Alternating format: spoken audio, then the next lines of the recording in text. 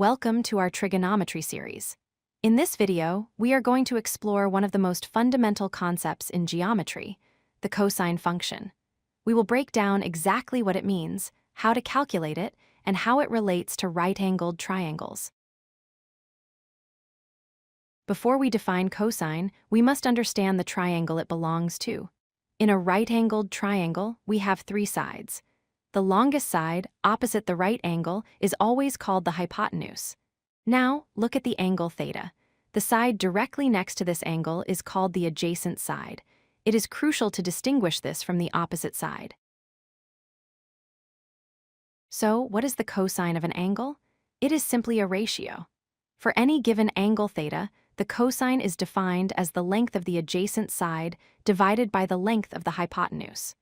No matter how big or small the triangle is, this ratio remains constant for that specific angle. A common way to remember these trigonometric ratios is with the mnemonic SOH CAH TOA. For cosine, we focus on the middle part. CAH, this stands for cosine equals adjacent over hypotenuse.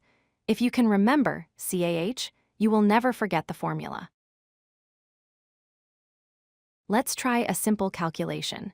Here we have a triangle with an adjacent side of 4 and a hypotenuse of 5.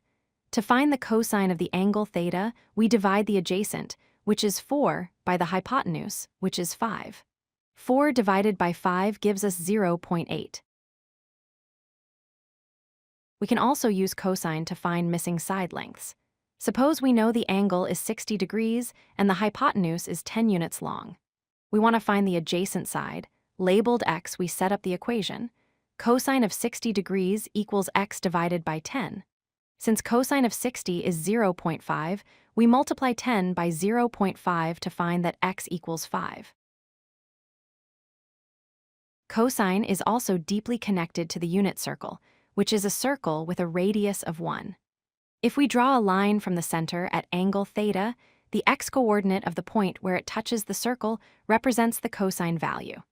This helps us visualize cosine for angles beyond 90 degrees. If we plot the value of cosine against the angle, we get this distinct wave pattern. Notice how it starts at a maximum value of 1 at 0 degrees, drops to -1 at 180 degrees, and climbs back up to 1 at 360 degrees. There are certain angles that appear frequently in mathematics. It is useful to memorize these values.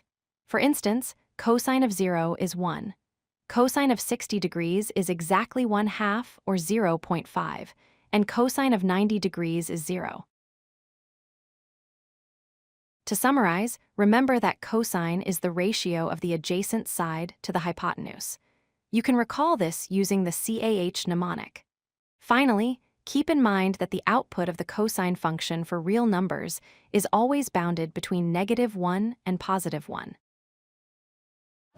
If you like this video, hit that like button and don't forget to subscribe.